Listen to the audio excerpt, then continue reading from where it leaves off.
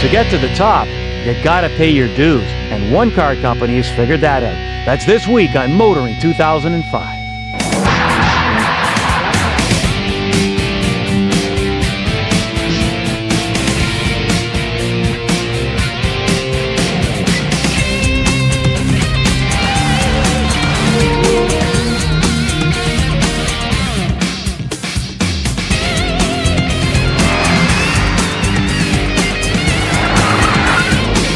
TSN's Motoring 2005 is brought to you by the new Q from Quaker State.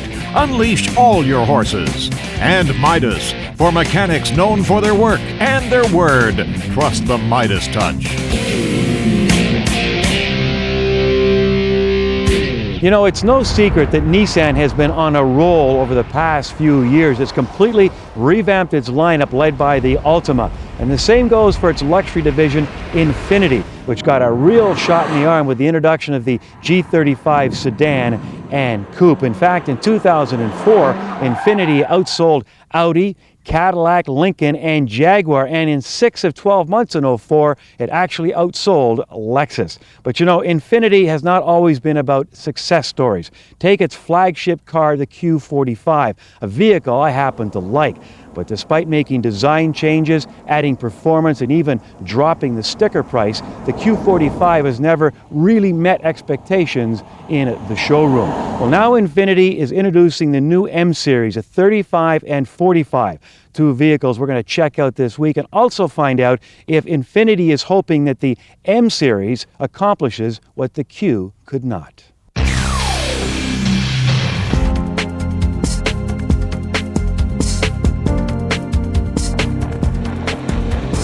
The launch of the G35, I think, was a really key moment in the life cycle of Infiniti, because it really stated what Infiniti is all about: high performance, high style, high luxury, good value. That has really communicated what Infiniti is for. And since then, we've launched the FX. Again, the whole idea of bringing a sports car and an SUV together into one product line. The G35 Coupe, which is just a great sports car, and everybody who drives one loves it. Now we're launching the M, the new M Series, and this just brings Infiniti into that mid-premium luxury sedan area, and we needed to do that in order to fill out the lineup and kind of complete the product presentation.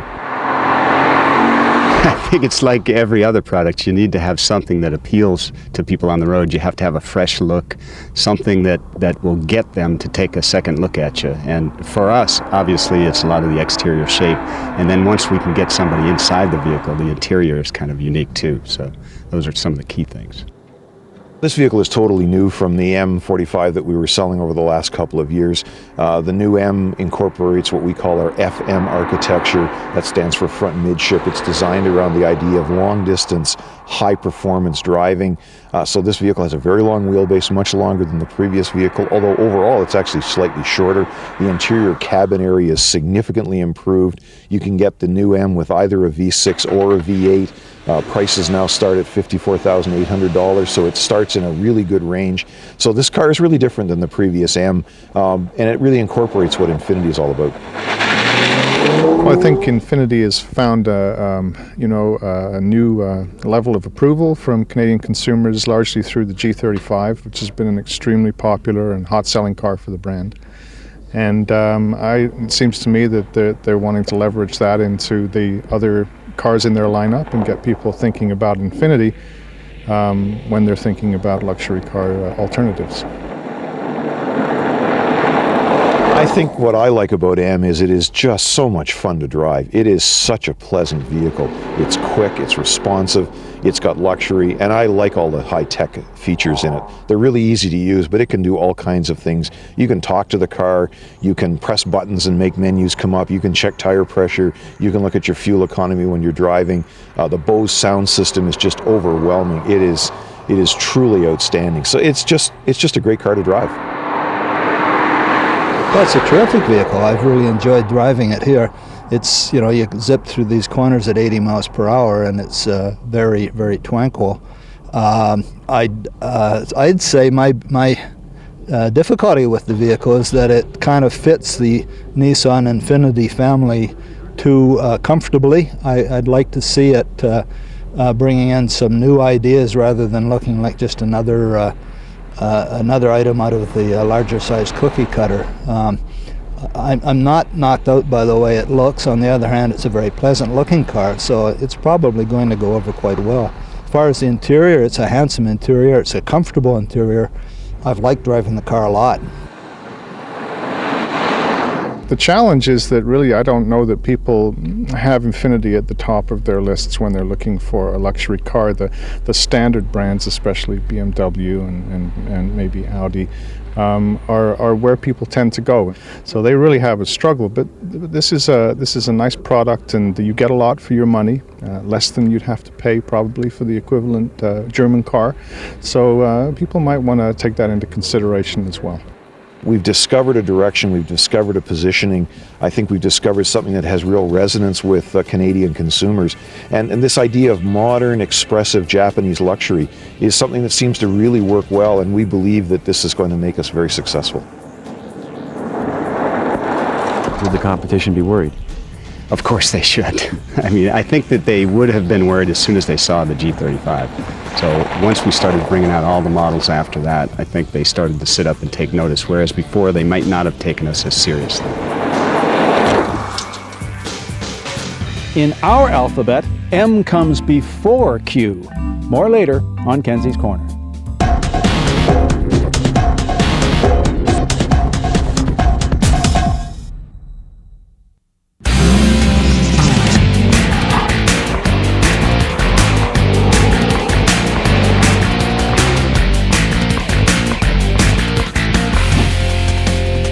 About 20 years ago, Audi was hit with some erroneous unintended acceleration claims. Now, whilst they were subsequently exonerated, the damage had been done, and so the ensuing years, well, they were spent rebuilding its reputation. The last couple of years of the rebuilding process, well, they've been at fever pitch. A8, A6, and now this car, the all-new A4. Of all the Audis over the years, the A4 has been my favourite. It blends grace and ability in a very handsome package. The latest version takes things to a higher plane altogether. Now, while some might not like the exaggerated grille, it does, if for nothing else, tell the world you're driving an Audi. Nestled behind the grille come two very different engines. The base car comes with a 200 horsepower turbocharged 4 that pushes 207 pounds-feet of torque to the road.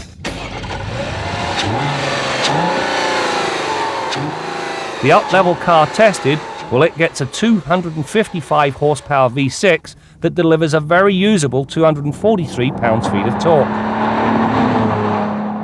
There's a couple of anomalies with this A4's new engine. To begin with, this 3.2 litre V6 is not a 3.2 litre V6. Rather, it's a 3.1 litre if you obey convention. The other thing, well, it has to do with throttle response. When you go on the gas, the engine takes off. Whoop, heads go back. In stop-and-go traffic, on the gas, off the gas, on the gas, off the gas. It really does get very, very monotonous. And it doesn't matter how smooth you are, you end up with that nodding dog syndrome. While the 6 is a better engine from a performance point of view, as its 6.6 seconds is almost a second faster to 100 kilometers an hour, the 4-banger is the better route. It's not only more affordable, it places less of the mass over the front axle. This allows the multi-link suspensions at both ends of the car to do a better job, especially when it comes to understeer. That said, the V6 proved to be no slouch through the pylons. When pressed, the body remains flat, and only when you take liberties does the aforementioned understeer begin to surface. It really is a well-balanced package. When you climb behind the wheel of the A4, you will not be disappointed. To begin with, top quality materials, nice warm wooden accents, and it's loaded up to and including tilt and telescopic steering so you can find the right driving position. The gauges, simplicity themselves, and they also have a nice blue backlighting instead of the red that Audi was once famous for. You even get a symphonic radio. You know, Audi's earned itself a reputation for building some of the industry's best interiors. This is most certainly one of them. Matched with both the 4 and V6 engines is the best Manumatic offered. A 6-speed version of Audi's Tiptronic tranny means there's a gear for just about every occasion. Where it differs from most is that when in the manual mode, it'll drop a cog or two instantly and in a much faster manner than the usual kickdown. The other likeable trait is that it forces an upshift when the red line is encountered. Many other designs let the engine crash needlessly into the rev limiter. The downside, at least in the test car, is the lack of paddle shifters for the manual mode. This oversight forces your hand away from the steering whenever a shift is needed, which, given the car's alacrity, is not such a good thing. The place you will be disappointed with this A4 is in the back seat. To begin with, it's narrow, which means that sitting 3 people back here is out of the question, unless, of course, they're exceptionally good friends. Headroom, very limited. Now, if you happen to have a shorter driver, there is some legroom. If he's taller, well, I'm afraid there's none. Finally, Audi's dynamic Quattro all-wheel drive system eliminates any hint of wheel spin while balancing the handling. This thing really does shuttle the power around so seamlessly the driver remains completely unaware of its action, which is the definitive quality that separates the merely good from the excellent. Just in case this is not enough, well, there's an electronic stability control system and a strong anti-lock brake system that includes brake assist. You know, Audi's rebuilding process is finally complete because this A4 is as good as any car it has to compete against. One of the best all-wheel drive systems money can buy. It's comfortable, at least if you get to ride up front. It's got great handling and very good road presence, and it's got a ton of power. But therein lies the rub. Primarily because the premium Audi demands for the V6 engine, it's almost too much to justify.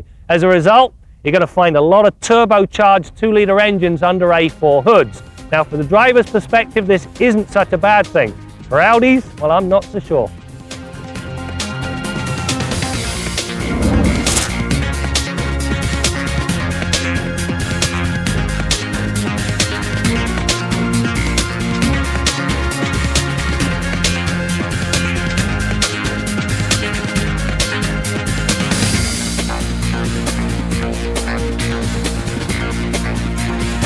Our Midas tip of the week concerns taking care of minor rust before it becomes a major problem.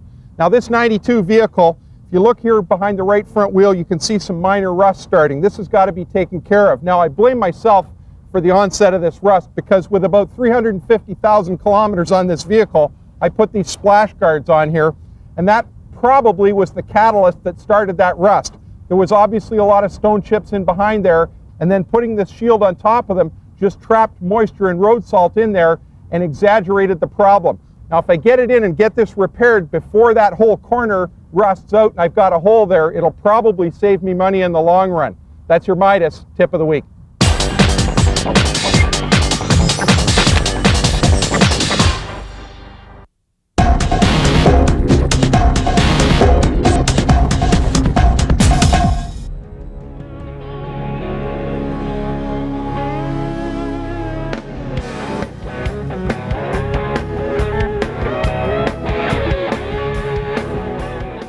Dodge Charger is heading back to the racetrack, succeeding Intrepid as our NASCAR Nextel Cup contender for 2005. Charger's back with bold modern coupe styling and 4-door functionality, plus a level of performance and versatility that Dodge Charger enthusiasts who've burned rubber on woodwork would never have imagined. We've shown you both of our Chargers as one today. We've done that because while other manufacturers will tell you there's a bit of race car performance in their production models, we can back it up. At Dodge, performance isn't just a slogan, it's who we are. It's about our heritage of Dodge Red and Hemi Orange. It's about real Mopar muscle, Hemi power and rear-wheel drive. It's about groups like SRT, in which the same engineers who work on our racing efforts develop SRT production vehicles that are always performance leaders in their segments. It was 28 years since the last Charger was here, and now is the time that people are in the points where they're reflecting back, and so we said, how do you bring a legendary car back and bring it modern? So instead of copying the old formula and bringing it back exactly the way it was, we decided what would be the modern interpretation. If those guys that did it back then were here today and had the same passion, energy, intensity, what would they bring? And this is what we thought, and we spent a lot of time working on the shapes. We brought a couple of very key cues that we think came from the 60s and 70s with a very muscular flank, the very strong face, added with a Hemi engine, and we think that's the secret, that's the DNA, but everything else is very modern about this car. Powertrain's a Hemi, it's 340 horsepower, 390 foot-pounds of torque. It's a grade 0 to 60 in under 6 seconds. It's a pleasure to drive. It's a 5-speed automatic. It's always there, and it's just a lot of fun. You raise some eyebrows because it's 4 doors too. Yeah, and we think, again, the original 60s only had 2 doors as sporty, 4 doors as more staid, and today we can bring, as you can see from the shape, a very stylish 4-door, and we think it gets a wider distribution of people interested in it. I know there's loyalists, but I think once you see the car, and that's why I've been waiting so long to get this car out in the public, and people see it in 3 dimensions and really appreciate its beauty in it, and I think that is really the right answer. How about the legend, Richard Petty, the King? Well, you know, we're just looking forward to starting with a new Charger. I had a lot of success with it back in the 70s, and you know, we're hoping that you know, the 05 and stuff will bring back some of those good memories, and that means winning races and championships with this car. It's been 28 years since it's been the showroom. Your thoughts on that? Has it been too long? Or? Well, you know, I think that I look at it from a standpoint that now I think they're ready to do it. You know, there's no need of doing something that you're not ready to do it. And I think timing's good for the Charger to come back out because racing's getting that much bigger, and you know, with a new car, you know, they're selling trucks and stuff, trying to sell cars now. So I think this will be a good car sale. Did they ask you for any advice during this? And not a whole lot. You know, I think they've seen some of my advice before, so they're doing better without it. It's 4 doors. Well, yeah, but when we make a race car out of it, we weld up everything, just crawl through the window, so it works good that way.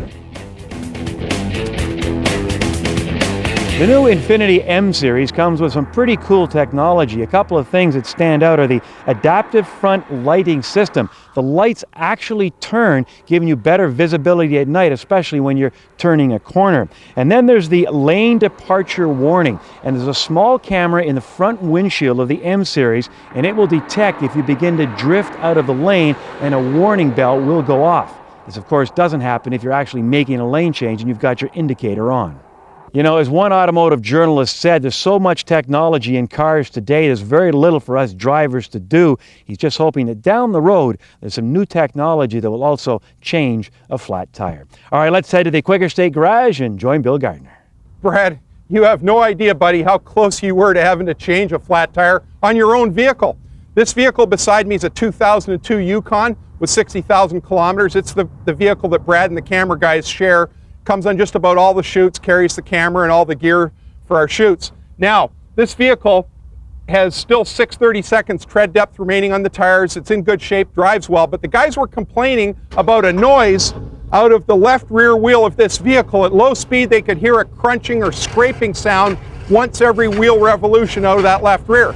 Now, as it turns out, closer inspection reveals that it's probably just a stone or a chunk of rust that's gotten in between the brake rotor and the splash shield on the brakes, creating that noise. I'd categorize it as an annoyance, but it's not a real safety issue. However, when we were looking into that noise, the first thing we noticed was on the other side of this rear axle, on the right rear, we've got a tire that's ready to come apart. This right rear tire has got a little bit of tread separation, a little bit of belt shift. You can see it's wobbling like crazy. And sooner or later, if this vehicle is pushed hard enough and fast enough on a warm day, that tread will come right off the tire and that tire will blow. So we weren't too far from that happening, and luckily, because of the noise situation and somebody bringing it to my attention, we noticed this tire situation before it turned into a serious safety issue. So it just goes to show you the importance of not disregarding any symptom that you get with your vehicle.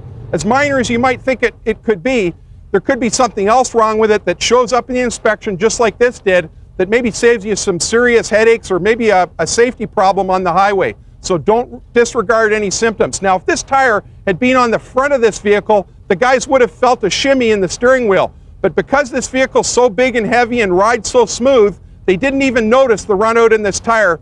The visual inspection picked it up for us. Till next week, I'm Bill Gardner for Motoring 2005.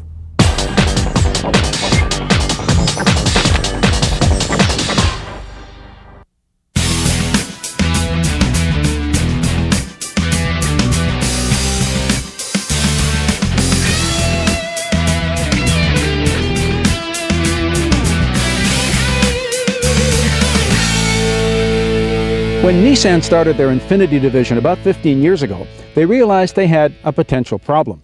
I mean, who's going to buy a luxury car from a company they've never heard of?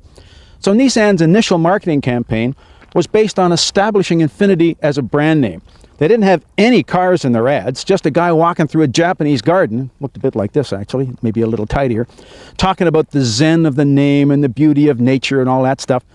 Well, as Jay Leno said, it didn't do anything for the sales of cars, but sales of rocks, trees, and gravel were up 25%. Now, most of the early Infinitis, well, they were just warmed over Nissans.